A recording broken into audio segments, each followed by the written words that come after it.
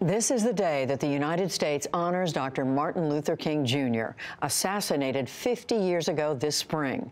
But this year, the remembrances came amid the ongoing furor over words President Trump has allegedly spoken and the views he holds on race. That we shall overcome! All across the nation, Americans marked King Day with a march in Atlanta, music in Brooklyn,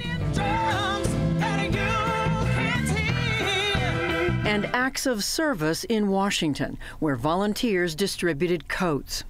It is the dream of a world where people are judged by who they are. President Trump released a video commemorating Dr. King, but the president's derogatory words last week about African and Haitian immigrants hung heavily in the air.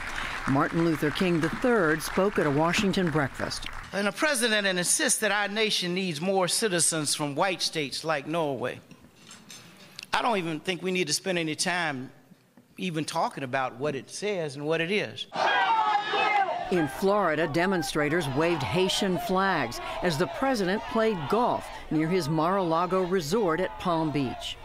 Last night, Mr. Trump directly addressed accusations that he's racist. No, I'm not a racist. I am the least racist person you have ever interviewed. That I can tell you. He also denied again reports that he had asked during a meeting, why are we having all these people from blank hole countries come here? Did you see what various senators in the room said about my comments? They weren't me. Republicans David Perdue of Georgia and Tom Cotton of Arkansas initially said they did not recall any such statement. On Sunday, they stepped up their defense of the president. I'm telling you, he did not use that word, George, and I'm telling you, it's a gross misrepresentation. How many times do you want me to say that? I certainly didn't hear what Senator Durbin has said repeatedly. Senator Durbin has a history of misrepresenting what happens in White House meetings, though, so perhaps we shouldn't be surprised by that. But Illinois Democratic Senator Dick Durbin held his ground today in Chicago. What the president said in that meeting was so awful and so impactful on so many people that when he denied saying it, I felt duty-bound to clarify. The partisan acrimony now threatens any hope of reaching a deal on DACA, the program that protects young immigrants from deportation.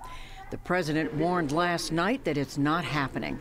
Oh, we're ready, willing, and able to make a deal on DACA. The Democrats are the ones that aren't going to make a deal. Mr. Trump repeated that stance again today on Twitter. Later, the president tweeted that Senator Durbin had, quote, totally misrepresented his comments. We'll return to this after the news summary.